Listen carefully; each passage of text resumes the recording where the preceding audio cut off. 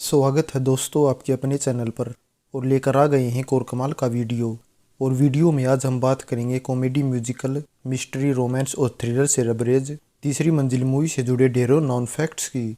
तो लास्ट तक video complete देखिए। और अगर अभी तक चैनल सब्सक्राइब नहीं किया है तो वीडियो देखने से पहले प्लीज़ सब्सक्राइब के बटन पर क्लिक कर दे और साथ ही नोटिफिकेशन पाने के लिए बेल आइकॉन का बटन भी दबा दे।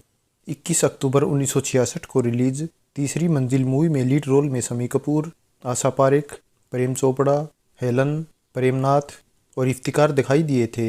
मूवी के डायरेक्टर थे Vijay Anand, producer, story writer और डायलॉग राइटर थे नासिर हुसैन, म्यूजिक डायरेक्टर थे राहुल देव बर्मन और लिरिक्स राइटर मजरू सुल्तानपुरी के लिखे टोटल 6 सॉन्ग रखे गए थे। सभी सॉन्ग को हरमन बेंजामिन ने कोरियोग्राफ किया था और सभी सॉन्ग में एज ए प्लेबैक सिंगर आवाज़ दी थी मोहम्मद रफ़ी और आशा भोसले ने।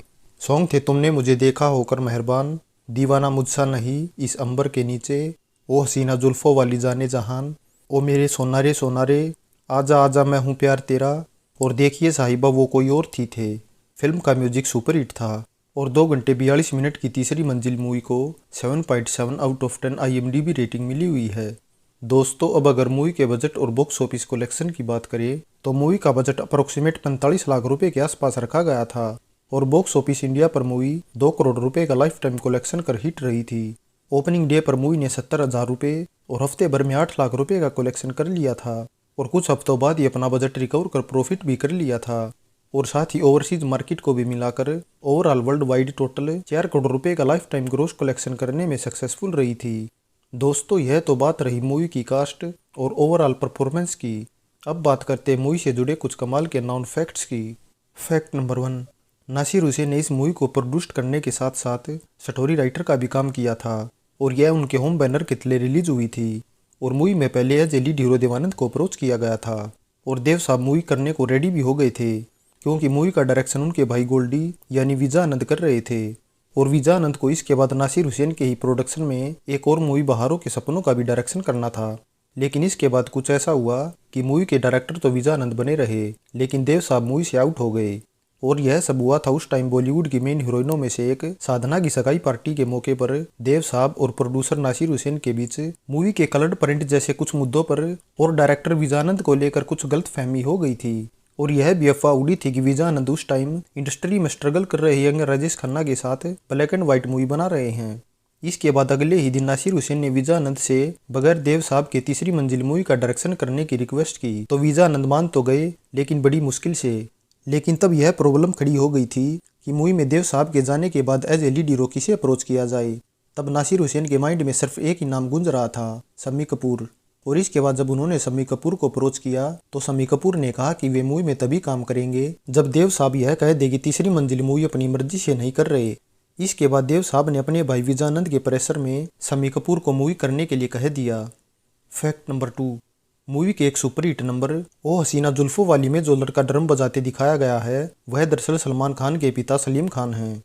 फैक्ट नंबर 3, शम्मी कपूर अपनी फिल्मों के म्यूजिक पर खासा ध्यान देते थे और बारीकी से पहले उन्हें सुनते भी थे और इसी वजह से शम्मी कपूर पहले एज ए म्यूजिशियन R.D. बर्मन के काम को पसंद नहीं करते थे और इस मूवी में भी as a music composer R.D. Burman को ही साइन किया गया था। तो शम्मी कपूर ने नासिर हुसैन को बोल भी दिया था कि उन्हें राहुल देव की जगह शंकर सिंह रघुवंशी को लेना चाहिए और शंकर सिंह को लेकर शम्मी कपूर ने दावा भी किया कि उनके म्यूजिक पर उनकी बॉडी डांस मूवमेंट को परफेक्टली पकड़ लेती है।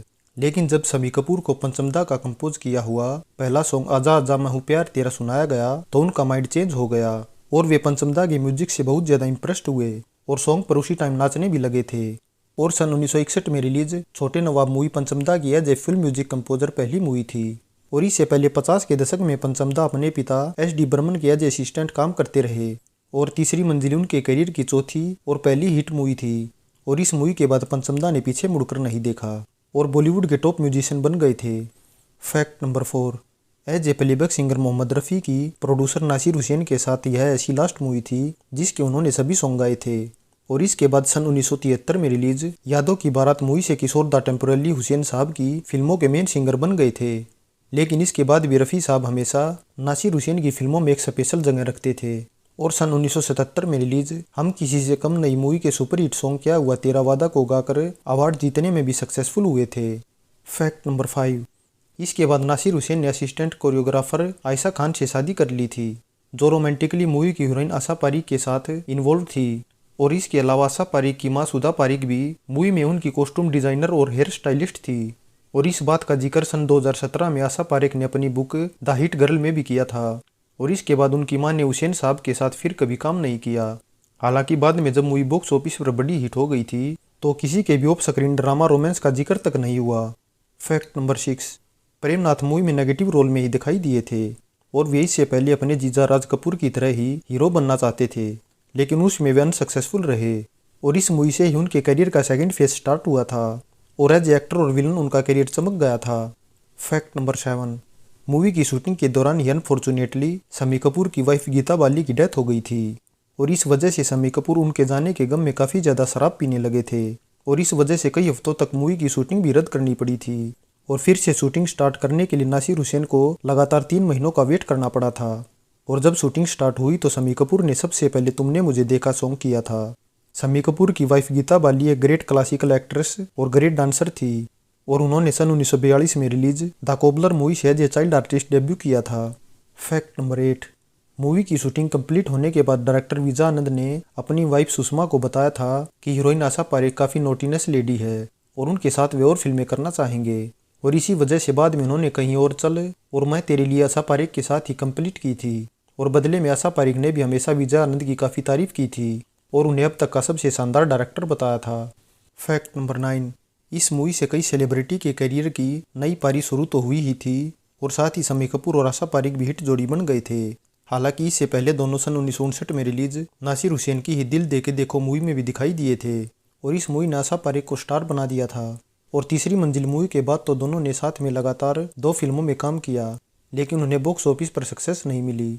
Fact number 10, Teesri Manzil movie as a director Vijay Anand के करियर की पहली ऐसी हिट मूवी थी जिसमें उनके भाई देवानंद नहीं थे और साथ ही प्रोड्यूसर नासिर हुसैन के साथ भी एकमात्र मूवी बनकर रह गई थी। फैक्ट नंबर 11, ओ हसीना जुल्फों वाली और ओ मेरे सोनारे सॉन्ग को बाद में बॉम्बे वाइकिंग्स ने अपनी एल्बम में रीमिक्स कर कुछ माइनर लिरिक्स चेंज के साथ रिलीज किया था। फैक्ट नंबर 12, इस मूवी को छोड़ दे तो नासिर हुसैन ने खुद के प्रोडक्शन में बनी सभी फिल्मों का डायरेक्शन किया था, लेकिन सन 1984 में रिलीज एज ए डायरेक्टर अपनी लास्ट मूवी मंजिल मंजिल के बाद अपने बेटे मंसूर खान की खातिर फिल्मों का डायरेक्शन करना बंद कर दिया था। और सन 1988 में रिलीज कयामत से कयामत तक और 1992 में रिलीज जो जीता वही सिकंदर को उन्होंने प्रोड्यूस तो किया था, लेकिन डायरेक्शन उनके बेटे मंसूर खान ने ही किया था। फैक्ट नंबर 13, इस मूवी से ही पंचमदा नासिर हुसैन के फेवरेट म्यूजिक डायरेक्टर बन गए थे और दोनों का साथ नासिर हुसैन की as a director last movie Manzil Manzil तक रहा था, क्योंकि इसके बाद उनके प्रोडक्शन में बनी फिल्मों का जिम्मा उनके बेटे मंसूर खान ने ले लिया था और वे उस टाइम पंचमदा की बजाय young music director Anand Milind के साथ काम करना पसंद करते थे। फैक्ट नंबर 14, शम्मी कपूर ने करियर में इस मूवी को मिलाकर नासिर हुसैन की टोटल 3 फिल्मों में काम किया है। पहली थी सन 1957 में रिलीज तुमसा नहीं देखा और दूसरी थी सन 1959 में रिलीज दिल दे के देखो। और यह भी कमाल की ही बात है कि शम्मी कपूर की नासिर हुसैन के साथ तीनों फिल्में हिट रही थी और तीसरी मंजिल मूवी उनकी नासिर हुसैन के साथ लास्ट मूवी बनकर रह गई थी। फैक्ट नंबर 15, मूवी में शम्मी कपूर को एक रॉक स्टार इमेज में दिखाया गया है और साथ ही उन्हें स्टेज पर रॉकी नाम से जाना जाता है। Fact number 16, film maker Navjeet Saini भी सेम टाइटल तीसरी मंजिल से ही सन 2007 में एक मूवी रिलीज करने वाले थे, जिसमें लीड रोल में इरफान खान, लक्की अली, रणवीर शोरी, दीपक शाह और नौशीन अली सरदार थे, लेकिन कॉपीराइट इशू के चलते मूवी का टाइटल चेंज कर बैंकॉक ब्लूज कर दिया गया। लेकिन इसके बावजूद भी मूवी बनकर तैयार नहीं हुई और कैंसिल कर दी गई। फैक्ट नंबर 17, सन 2007 में ही गहरी टाइटल से तीसरी मंजिल मूवी का रीमेक बनाने की अनाउंसमेंट की गई थी और मूवी में लीड रोल में नचिकेतन धीर, ईशा कोप्पिकर, रजत बेदी, राखी सावंत, मुकेश खन्ना, मुकेश ऋषि, शाहबाज खान और किरण कुमार अप्रोच किए गए थे। हिमेश रेशमिया म्यूजिक कंपोज करने वाले थे, एम हुसैन प्रोड्यूस कर रहे थे और जगदीश शर्मा डायरेक्शन करने वाले थे, लेकिन कुछ वजहों से मूवी डिब्बा बंद हो गई। फैक्ट नंबर 18, मूवी जब वीसीडी और डीवीडी में रिलीज हुई तो ओरिजिनल मूवी से 21 मिनट मिसिंग थे। हालांकि इससे पहले जब मूवी सन 1987 में वीसीआर में रिलीज हुई थी तो कंप्लीट थी। फैक्ट नंबर 19, मूवी में प्रेम चोपड़ा भी काफ़ी इंपॉर्टेंट रोल में दिखाई दिए थे।